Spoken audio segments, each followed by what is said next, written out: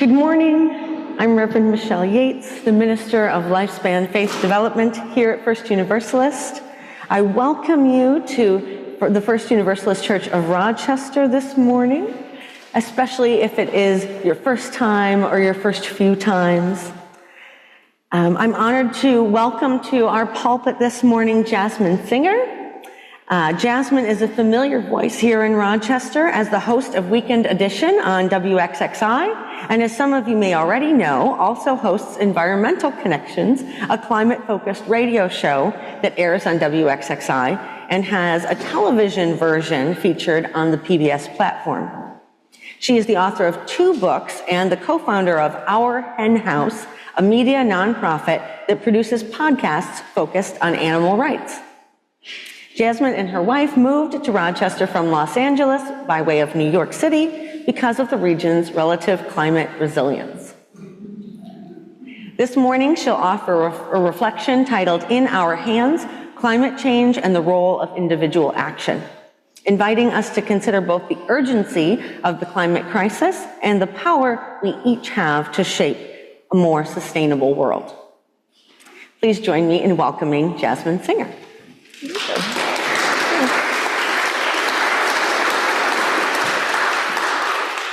Good morning, everyone, and thank you. Thank you so much for that. I really appreciate everyone being so welcoming this morning. I'm confused about the program, so okay. You're saying like, good morning. So we're just saying good morning now, so hold on to your kittens for the speech. Thank you. And if you're here for the first time, we especially welcome you and thank you for making it to this worshiping community. Please remain after the service for coffee hour in the Clara Boughton Lounge for connection and fellowship. You don't have to drink coffee if you don't drink coffee. There's also water and tea and other beverages. There is a visitor's form that can be found on the back of your order of service or by clicking the link in the chat if you're joining us online this morning. Please fill this out so that we can offer you a welcome beyond what we can offer here on a Sunday morning. If you're looking to be part of our welcoming ministry here at First Universalist, please contact MJ Curry to offer to help with coffee hour. Partnering with others is encouraged. Before we take a moment to turn to our neighbor, let us take a moment to turn towards our camera, which is right by our Progress Pride flag and under Hope, to greet our online worshiping community and offer a wave. Excellent. If you are online this morning, please pop into the chat to offer a greeting and wait until Joys and Sorrows later to offer those so that they'll be visible to those of us in the sanctuary. If you're here in person, I invite you to take a moment to turn to your neighbor and offer a greeting. You can also stand up and move around, it's allowed.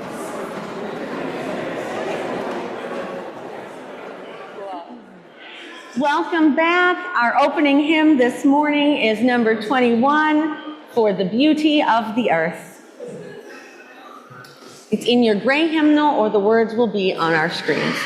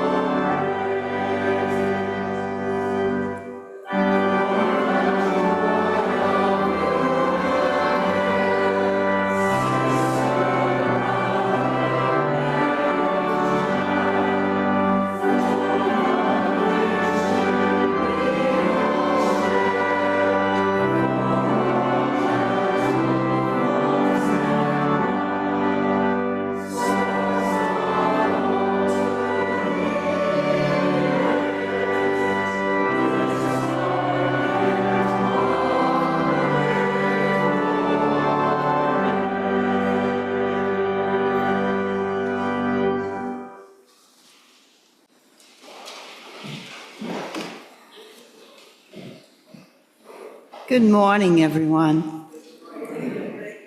I'm Dolores DeLumber, your worship associate for today. I don't know about you, but sometimes I feel overwhelmed by the insanity of our times, wondering what choices I may have to help with change. When I feel buried beneath the injustices that keep occurring, I turn to my faith, my church, for a glimpse of sanity, of hope, of justice, as a source of wisdom, and as a means to nudge me to walk the walk, not only talk the talk. Justice is Our Prayer by Rebecca Savage expresses my hope so beautifully, I wanted to share it with you. And we will find it here somewhere.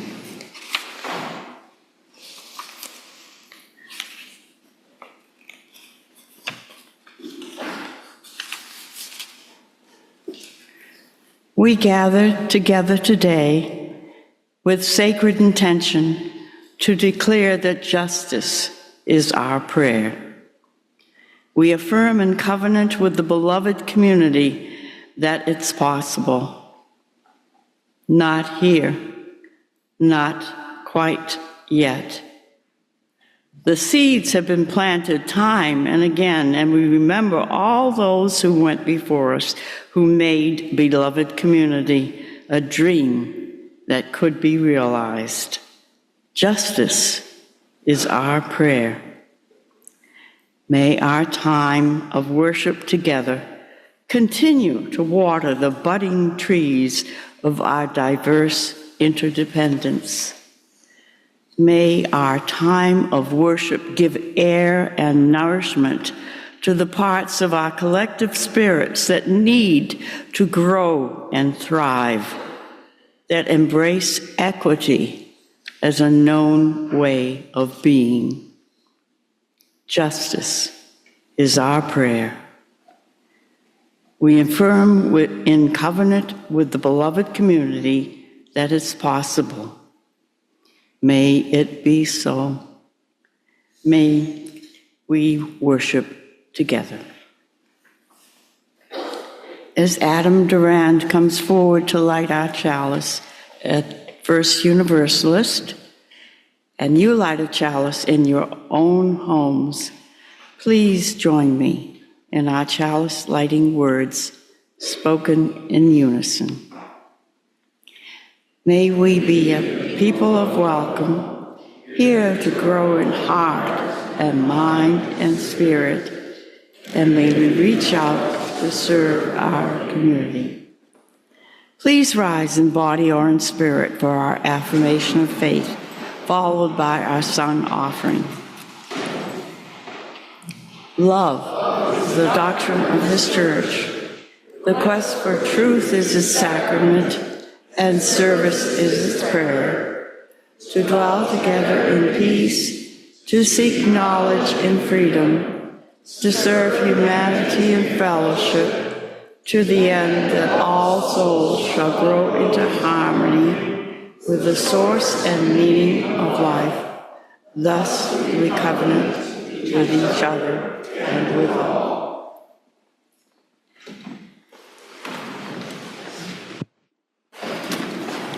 Good morning, folks. I'm Adam Durand. I'm one of the newest members of this congregation, and I'm so happy to be with you here today. So, in the early 90s, when I was 13, my dad bought me a book that changed my life forever. Little did I know that it was banned. It was the subject of a nationwide moral panic, and I have it with me right here. It's Advanced Dungeons & Dragons 2nd edition. So I became a dungeon master, enlisting my friends to sit around the table so we could tell stories together about heroes and monsters and the occasional maiden. And then what I didn't know, though, is that I was building community and connection, exploring ethical dilemmas, and developing creative skills with my friends. But when my Aunt Diana found out, she was furious. She said that this book led to Satanism, which led to evil. So I was a good kid. I had to figure out what this Satanism was. So I fired up my modem and logged on to the local bulletin board systems, which is what we had before the internet. And what I found was a modern belief system which was much different than what my aunt portrayed. Modern Satanists, they saw the Christian God, the concept of God, was more of a myth. And they didn't truly worship Satan, but they saw that the biblical representation of Satan as a freedom fighter, a force of liberation rather than evil. So you've probably heard of the tale of the Garden of Eden, the serpent. The serpent is widely recognized as a representation of Satan. But when the serpent told Eve to eat from the tree of knowledge, he was offering her an escape from oppression, the free will to make her own choices. Satanists fight for secularism, individualism, and self-expression. So I suddenly found a new religion that spoke to me. Thank you, Aunt Diana. Satanism challenged me to live by my values. Like, a popular tenet is that we should have compassion and empathy toward all creatures. And I knew that that means that I could no longer eat animals. Another tenet is that the struggle for justice is an ongoing pursuit that should prevail over laws and institutions. And I knew this meant if I wasn't living boldly, then, and sometimes even getting arrested for civil disobedience, I was probably living my life wrong. So my recent arrest was just a few weeks ago for allegedly filming inside of a slaughterhouse. So yeah, it's been a wild life. But unfortunately, Satanism is not a church in a traditional sense. So I found a faith and a belief system to live by, but not a congregation to be a part of. And that's where you all come in. So let me tell you, you folks really know how to make a Satanist feel welcome. So I've been attending services here for 15 years now, but late last year I found myself coming back week after week. I started getting more involved in projects here, like the gardening committee, which I guess I'm in charge of now. And I officially became a member of the congregation this past December at the winter solstice service with Carly, Rob, and Elena, and I've pledged a monthly donation to the church.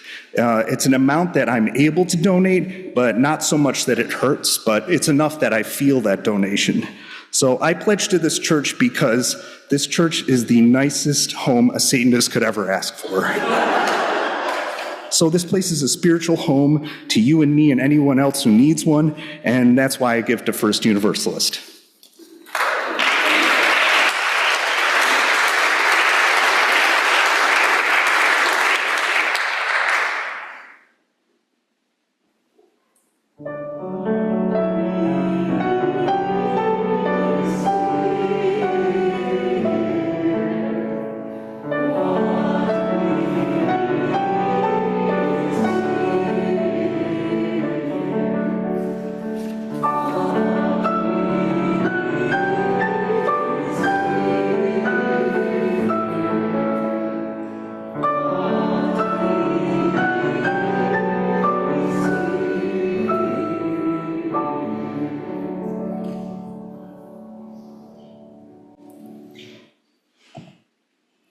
Last week, I heard a quote from a businessman,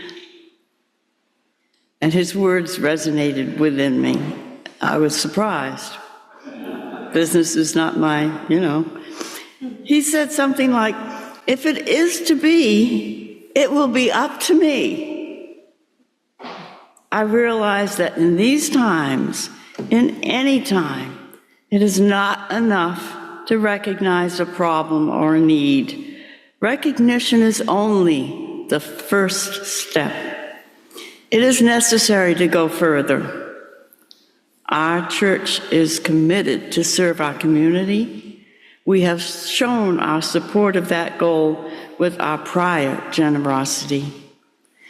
We know it is up to us to do what we can to enable the church to continue its commitment, and that our participation supports that commitment. Please place your offering in the offering basket or give online by scanning the QR code on the back of your order of service. For folks online, please click the link in the chat to give to First Universalist Church. Thank you for your generosity. This morning's offering will now be gratefully received. Music for our offering this morning is a hymn, so feel free to sing along.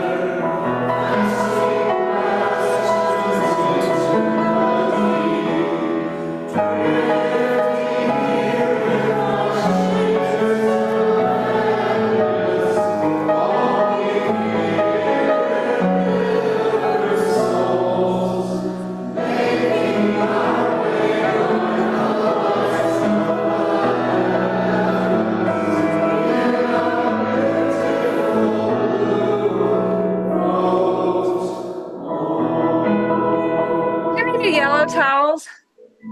We need more drop cloths. Can you give me those yellow towels that we don't really use?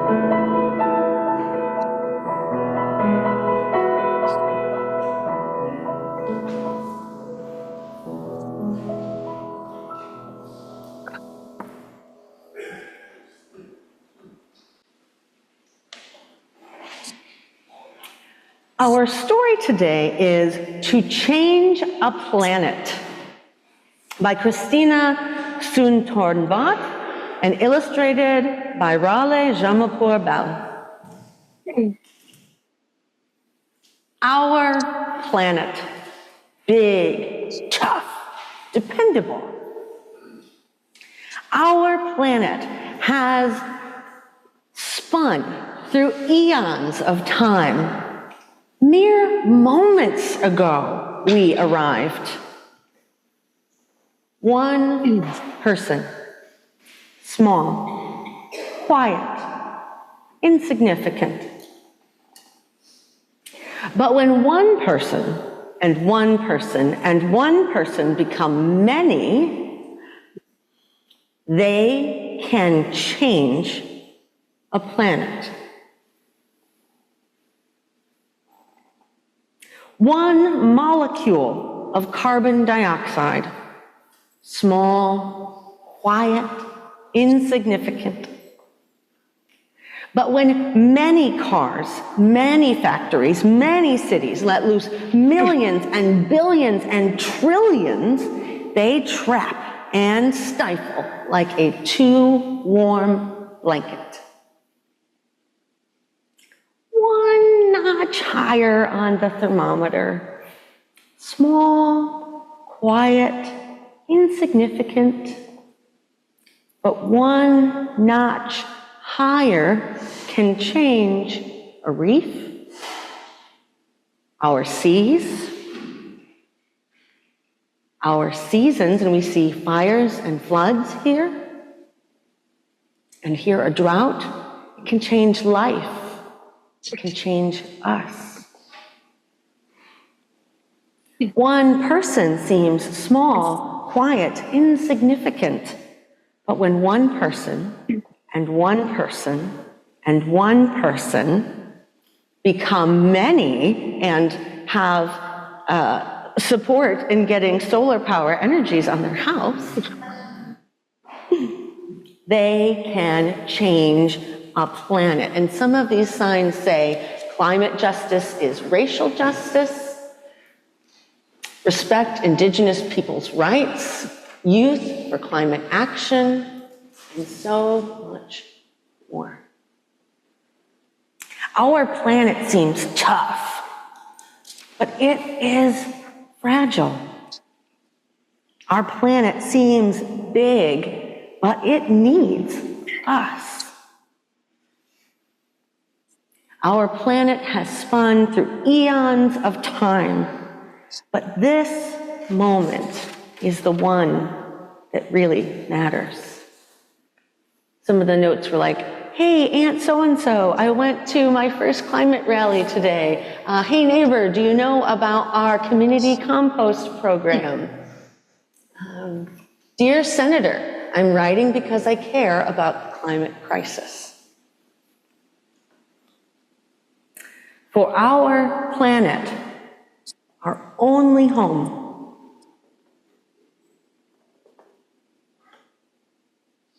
what can you do to help change our planet?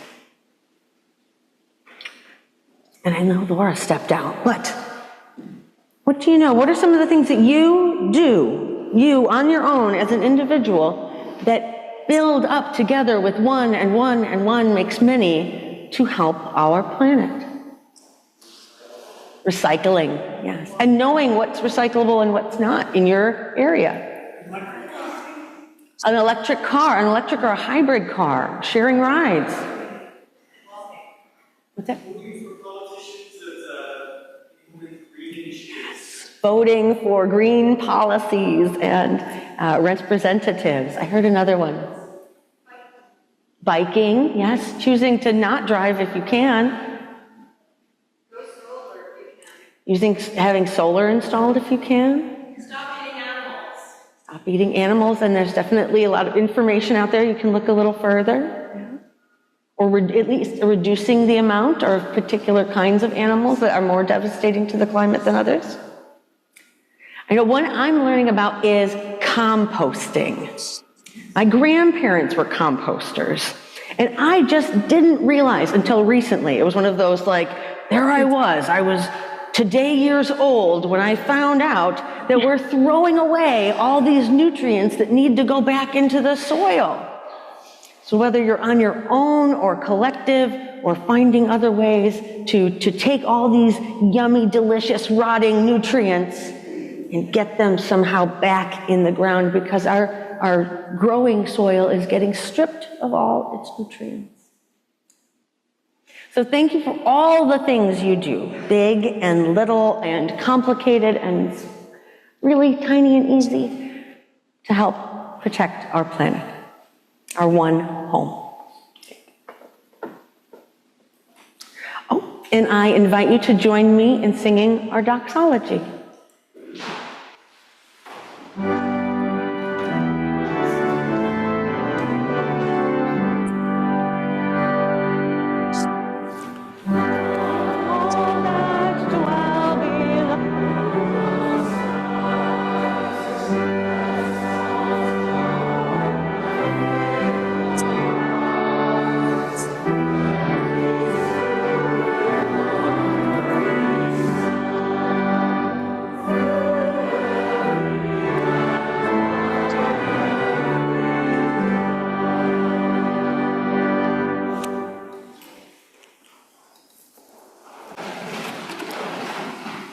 I invite you into this reverent time of sharing the joys and sorrows of our gathered community.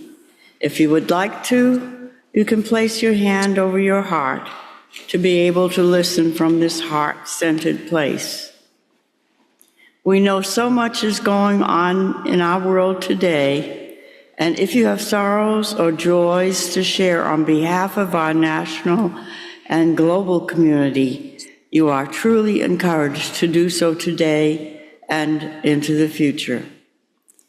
As Patty places stones into a bowl, I will read aloud the joys and sorrows of our gathered community. All online are also invited to share your joys and sorrows in the chat. Okay.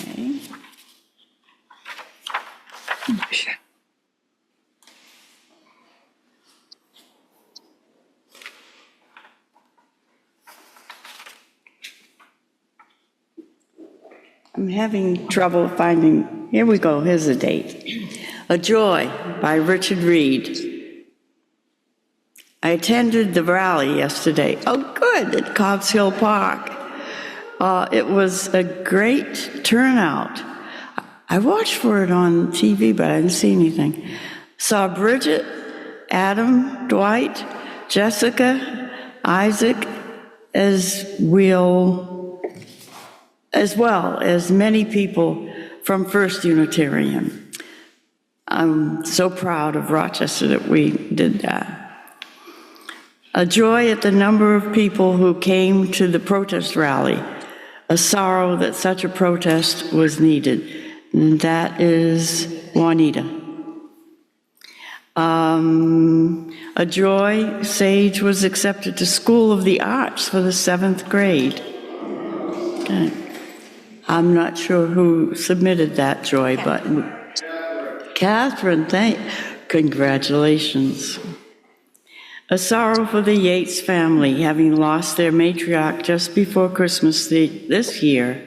Grandpa Yates was diagnosed with pancreatic cancer this week. Sorrow for the Yates. A sorrow from Theo and Steve. Our good friend Steve Levine died on Thursday. He was a force for life. Please hold his life partner, Freeman, a longtime Rochester School District social worker, in your hearts. A joy from Ann Rhodey. Our family welcomed my new great-niece, Murphy Eileen, last week. She bears the middle name of her grandmother, my late sister Eileen Musson. Okay. A joy from Shirley Malone. My sister, who lives near Utica, came to see me for lunch and shopping Friday afternoon. After a wonderful lunch, whoever knew that Home Depot and furnace filters would be fun shopping. That's a new one. A joy from Brooke. My wife, Bakita, and I have the joy of traveling to visit her family in Uganda and Kenya. We leave tomorrow morning. Oh, how exciting. A joy from Sarah Single. Hands off? That's not right. Heads up? Heads up rally. Huge crowd, all ages. Grateful for the rallies yesterday. This is from Beth Ayers. So unifying and energizing. We can overcome. Lots of joys, lots of sorrows. Not as many sorrows, more joys. I have a joy too, which I didn't write in. My son from California visited me for a week, and that was a joy. I only get to see him once a year, and it's always a pleasure and a sorrow when he's gone. And now we have to try and read with my reading glasses. Oh, no. We have to finish this part.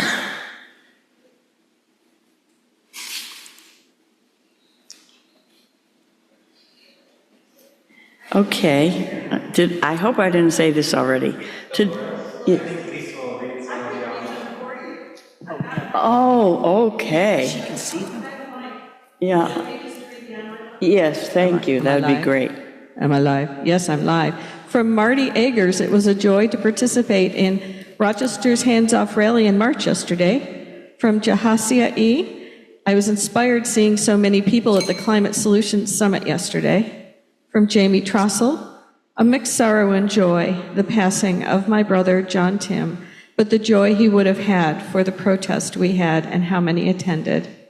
From Bill Shubmel, joy for everyone that attended the Hands Off protest yesterday. From Johanna, joy, good feeling to see so very many people all over the country standing up for justice and equality.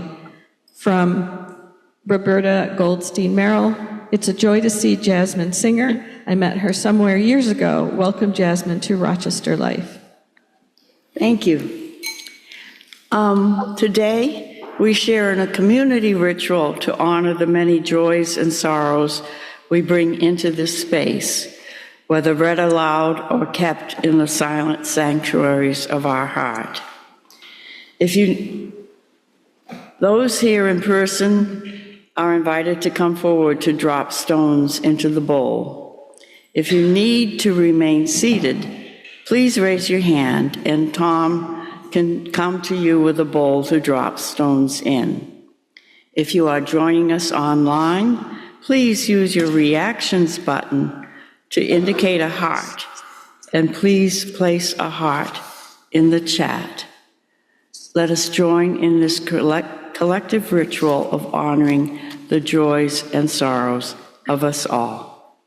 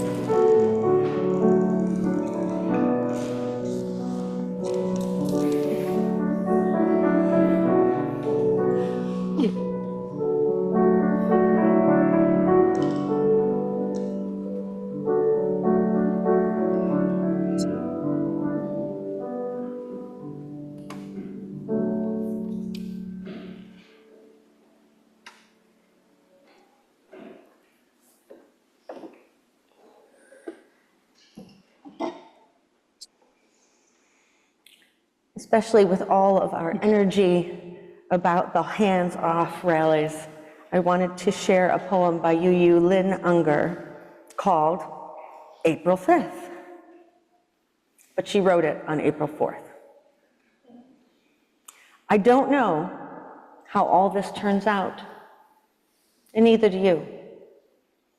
But I have to confess, it doesn't look great. I wish we were headed for a picnic or a waltz in the park. I wish we were not ruled by broken people who want to damage everything they cannot possess. I wish I could tell you what we do now. The street is littered with the petals of cherries that bloomed before the big wind came.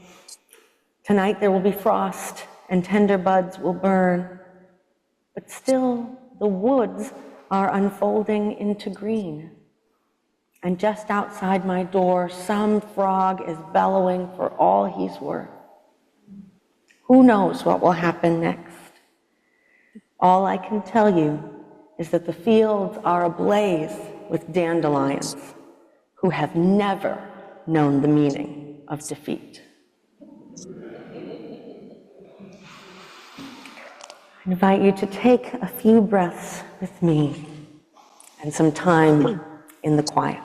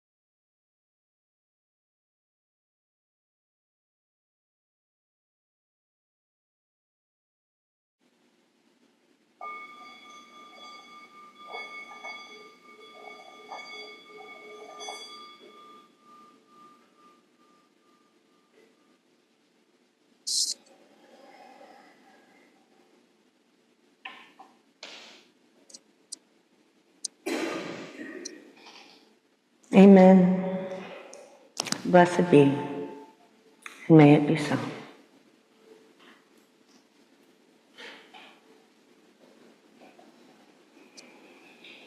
Please join in our hymn of contemplation, number 396.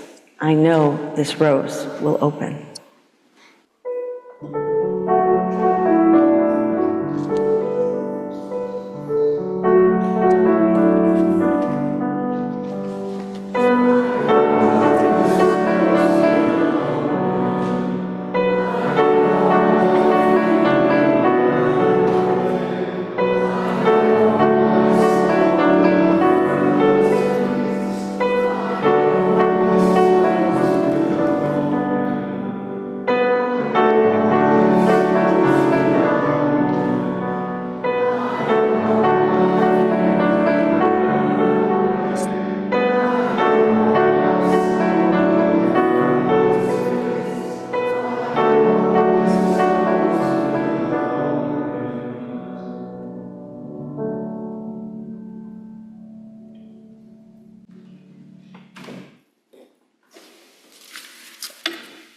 Hello, for real.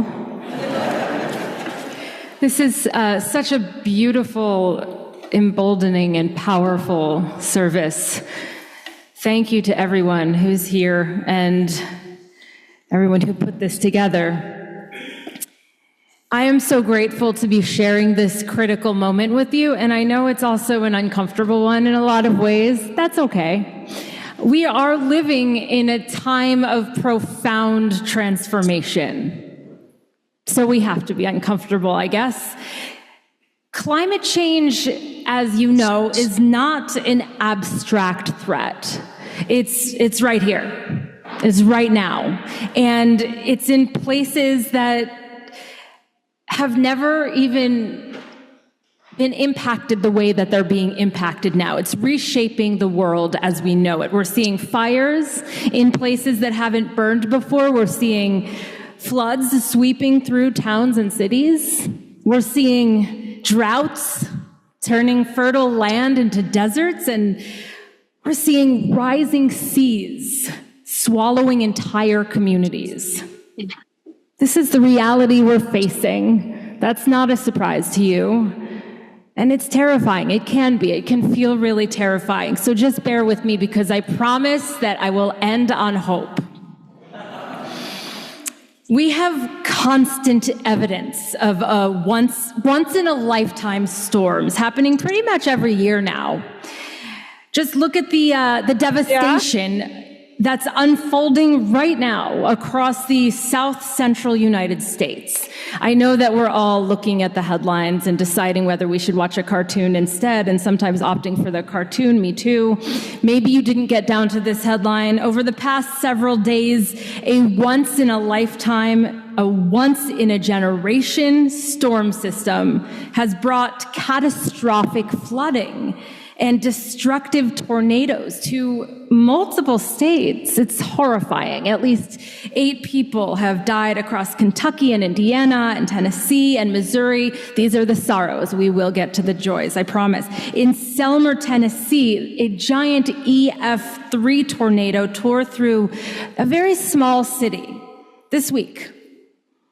5 people were killed. Many others were injured. There were flash floods overwhelming communities in Missouri, where entire neighborhoods were submerged. Cars disappeared underwater. This might have been something that you would have seen in that book that you mentioned that was banned. It seems like science fiction, but it's not.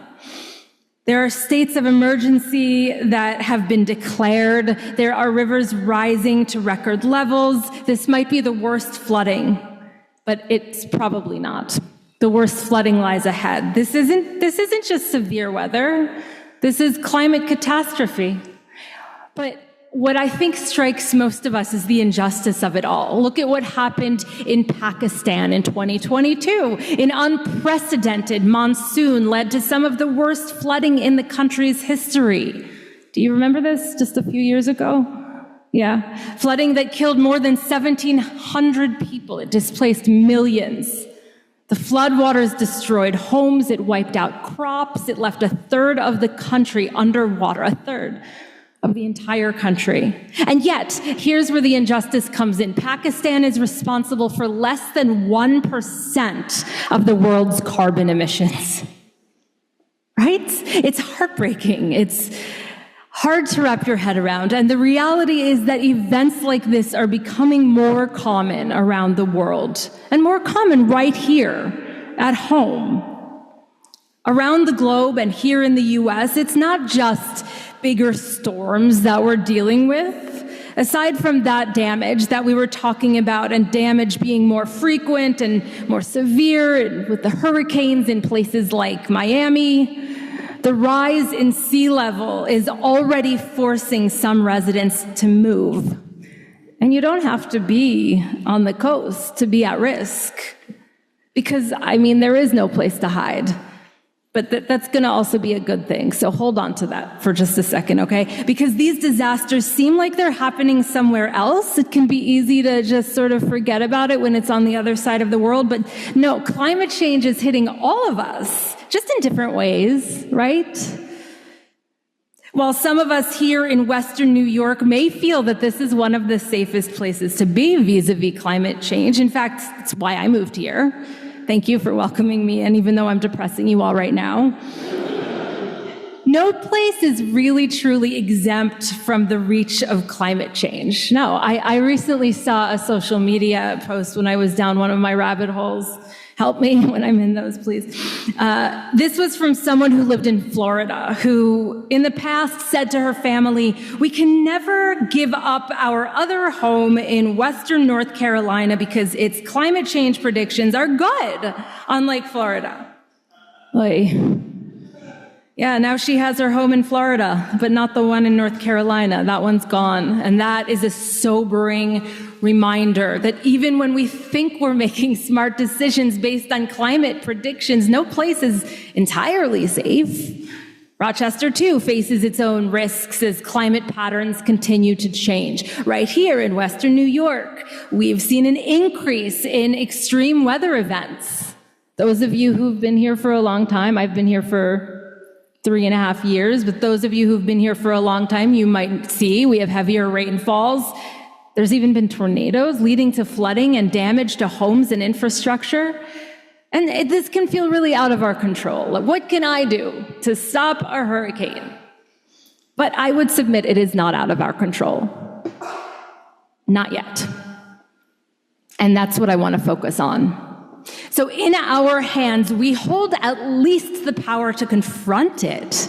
In our hands, we carry the responsibility for what happens next. David Attenborough once said, "The fact is that no species has ever had such wholesale control over everything on Earth, living or dead, as we have now. That lays upon us, whether we like it or not, an awesome responsibility. In our hands now lies not only our own future, but that of all the other living creatures with whom we share the earth." But there is no question that time is running short, and this is a fight we can't afford to lose. The urgency, it's blaring, isn't it? I mean, it really is blaring. And while we have certainly spent decades watching our politicians play hot potato with the future of the planet, the truth is the fate of the earth not only rests in their hands, but in ours too. At the core of this crisis are the most vulnerable among us, both human and non-human. Whether it's the marginalized communities who bear the brunt of climate disasters, or the animals whose habitats are being destroyed by deforestation and pollution, climate change, it affects those with the least power the most severely. Now, you may be thinking, and I know this is debated, I see this debated on a lot of the, late night shows and just across the media that I rabbit hole into nightly. Individual choices and decisions, some people say, cannot make a difference when there is a whole world that needs to change. Okay, so if you're thinking that, you have a point. On your own, your choices can't have that much influence on the fate of the world. But you are not on your own. If you choose, you can be part of a movement. If you choose, you can lead. And if all the people in the world who care about the future of our planet, the only home that we've got, decide to be a part of this movement, well, we can turn it around. I truly believe that change begins in those small, everyday decisions we make, the ones that you all called out before so eloquently, in the powerful movements that we support, the ones that some of you mentioned you were standing up for yesterday. This isn't just a global crisis, right? This is personal. This is deeply personal. It's deeply local. And it's deeply human. Maybe you're thinking about the changes you could make in your life. Maybe someone inspired you with what they're doing.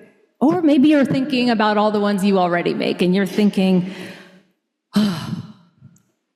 you can't afford a new car yet. Who knows with the tariffs? You're a renter, so how are you going to switch to a more climate-friendly heating system? You try to buy local when you can, but it's hard to even know sometimes. Or maybe you're doing all those things, but you want to do more. Okay, so with that in mind, let's talk about the elephant in the room. The elephant being the cow. I'm referring to animal agriculture, and I am not here to sugarcoat it. Animal agriculture is one of the leading contributors to climate change alongside transportation and energy production. Raising animals for food, it contributes significantly to greenhouse gas emissions. In some estimates, it's more than all cars, planes, and ships combined. So if we're actually serious about tackling climate change, we must consider this issue directly. I know it can be inconvenient, but let's just take a few minutes to actually think about it. I promise I'll leave you on a high note. Animal agriculture's impact goes far, far beyond just emissions. It's deforestation, it's water use, it's pollution, it's habitat destruction, and it's animal cruelty. Let's talk about Brazil, where the Amazon rainforest is being destroyed at an alarming rate, largely to make room for cattle ranching and soybean plantations, the vast, vast majority of which are not used to make tofu scramble for vegans, but to feed livestock. According to the World Wildlife Fund, over 17% of the Amazon has already been lost. And deforestation is accelerating. It's releasing massive amounts of carbon dioxide into the atmosphere. It's pushing us closer to the brink. Or think of the growing water crisis in California, where the agriculture industry uses 80% of the state's water. It takes nearly 1,800 gallons of water to produce just 1 pound of beef. While millions of people, by the way, face water shortages. California dairy farms alone use billions of gallons of water each year, and with ongoing droughts, the pressure on our water systems is totally unsustainable. But meanwhile, plant-based alternatives, yes, it's connected, like growing lentils or beans, use a fraction of that water and can feed more people using far fewer resources. Oh, and the waste. Let's talk about it. We're talking about something like 1.5 billion tons of animal waste being produced by the U.S. livestock industry each year. I don't know what that means. 1.5 billion tons of animal. I can't imagine it. This waste, though, it doesn't just disappear, it ends up in our rivers and our oceans. It creates dead zones like the one in the Gulf of Mexico,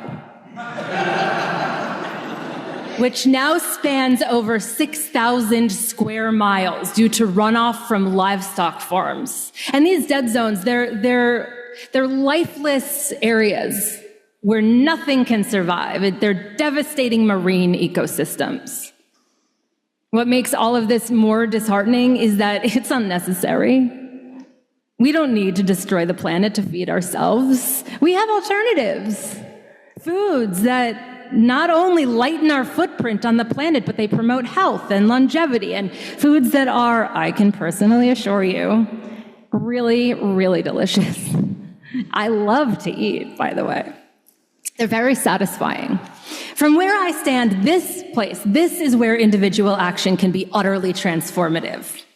The idea that changing what's on our plates can have a profound impact on the world. That sentence can seem unrealistic at first, but no, just stay with me, okay? It's really empowering. It's like, for me personally, it really freed me from a lot of like my inner struggles, not only with food and body image, but also with the knowledge that I get to live in alignment with my worldview, at least 3 times a day, but if we're being honest, like 7 times a day.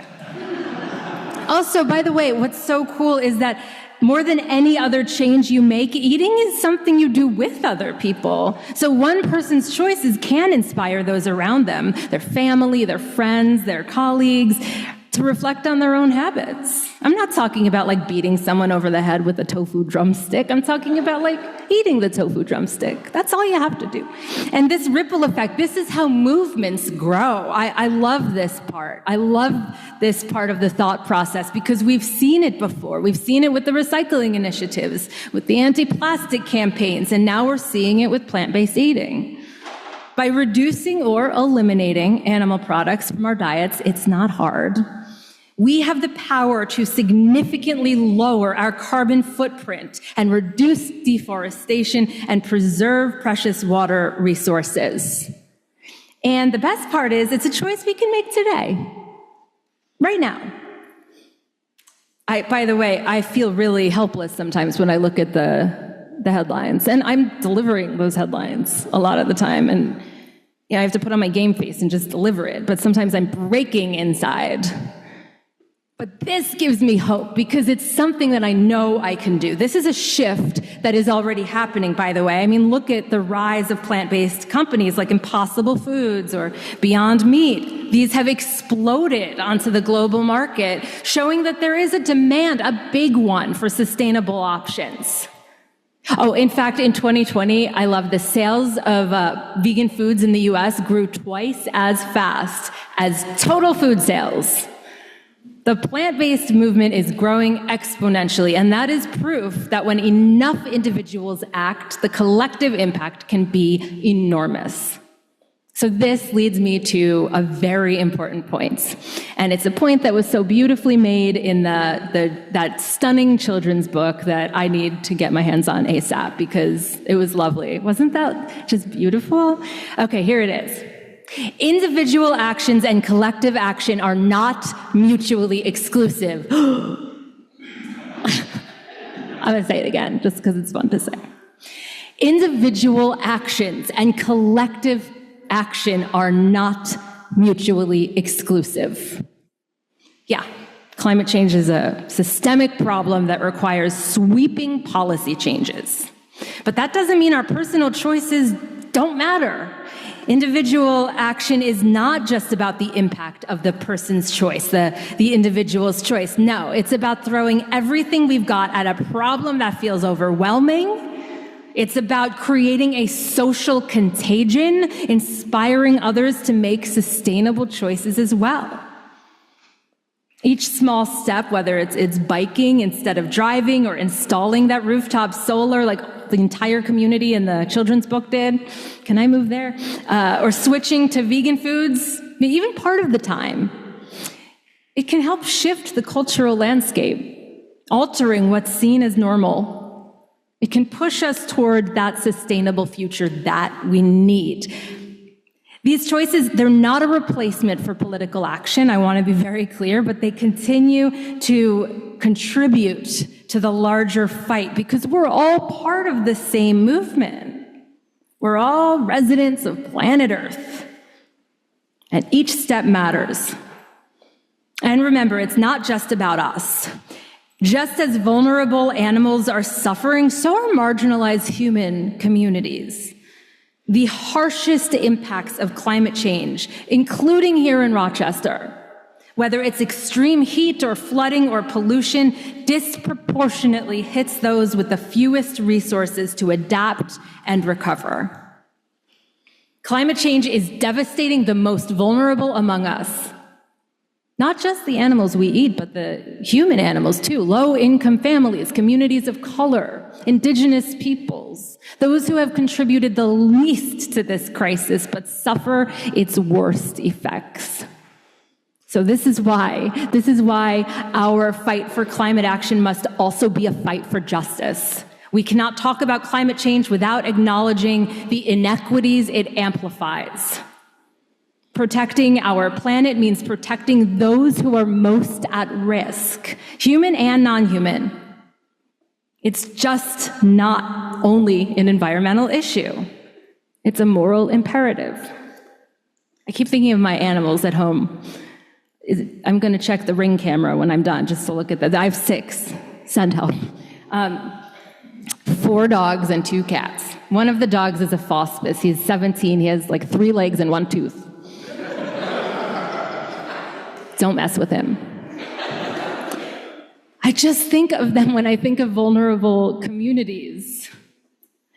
Think about your animals right now, if you have any, or if you know any, or if you've had any in the past. Just like the heart that you're feeling right now, that it's opening, right? You feel your heart opening. Just stay in that place with me. Because what do we want to do with this knowledge? Yeah, we think globally, yeah. But we act locally, super locally. sometimes just our kitchen, like that locally. We need to understand that while the climate crisis is a planetary problem, the solutions begin in our own backyards, in our own kitchens, in our own refrigerators. We have to work within our communities to make plant-based foods available to all, but also to plant more trees, to push for policies that reduce emissions, that stop subsidies for destructive industries, that demand that our leaders take immediate action. And importantly, we have to support the voices of those on the front lines, the activists, and the communities already suffering the worst effects of this crisis. And for those who can't speak for themselves, like the animals, think of yours. I'm thinking of mine. We have to be their voice of reason. Acting locally means understanding the unique challenges that your community faces, whether that's extreme heat due to a lack of tree cover. There can be a 10-degree difference. A 10-degree difference right here in Rochester between a street like mine that has tree cover and another street that doesn't. Or lack of or flooding because of outdated infrastructure or pollution from nearby industries. Addressing these issues head on is something that we have to do that, because it means joining those climate protests. It means voting for candidates who prioritize the environment, as some of you said before. It means having those difficult conversations about how we, as individuals and communities, can do better. This is a difficult conversation for me to have, by the way. I'm not comfortable right now. I feel uncomfortable making some of you uncomfortable. I'm doing it anyway. This is where our power lies, not in waiting for a miracle from, above, from top-down organizations, but in the everyday actions we take, the conversations we start, the choices we make about what and whom we consume, what we advocate for, how we engage with others, whether that means reducing our reliance on fossil fuels or cutting back on single-use plastics, or yes, rethinking what's on our plates. These are the small, significant steps that they're going to shape our future and the future of our children and grandchildren. And when people see us taking action, they may be inspired to do the same.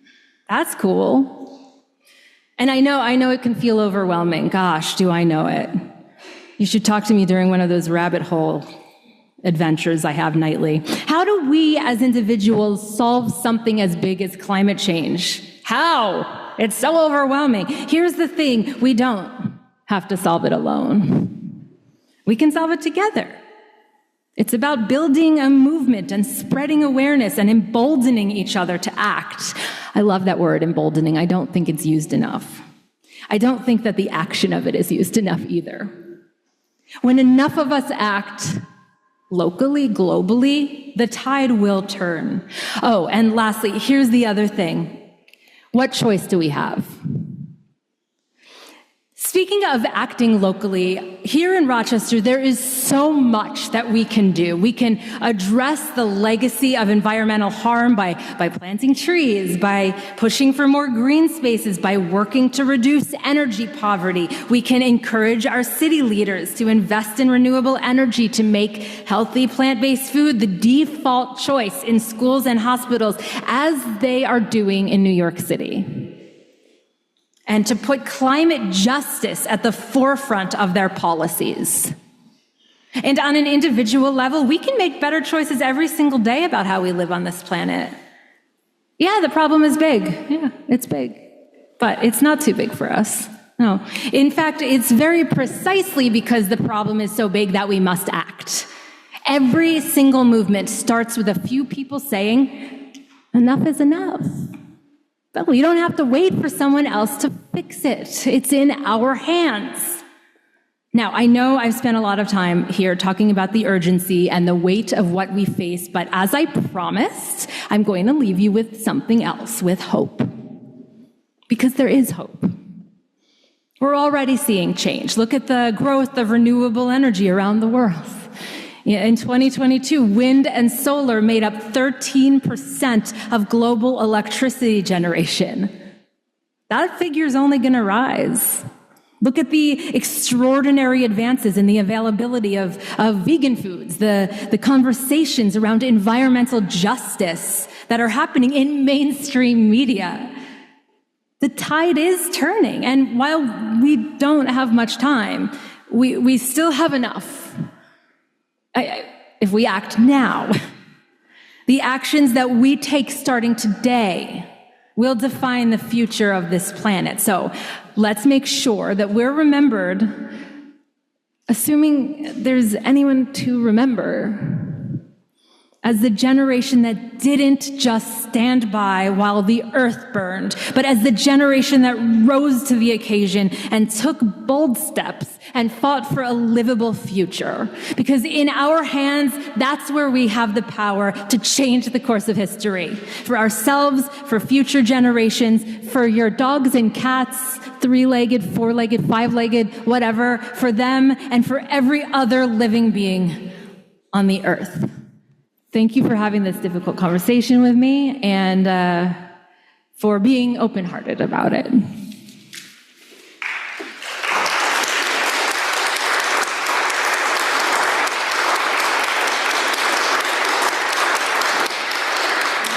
I would like to invite you to join me in the closing hymn. Number 163, For the Earth Forever Turn.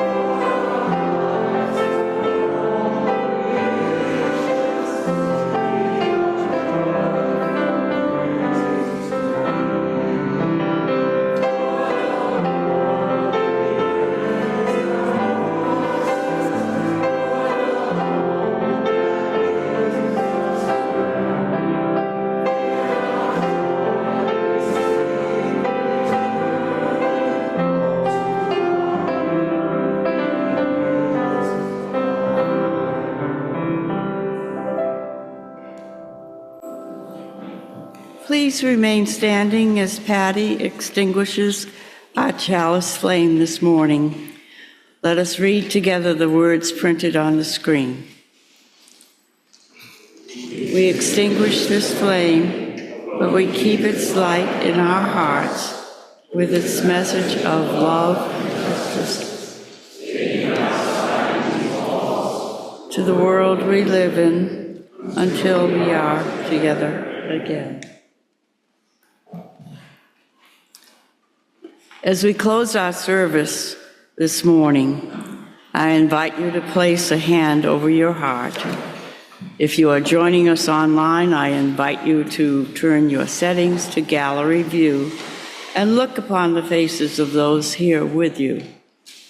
For those of us in the room, take a moment to look around at those here with you today.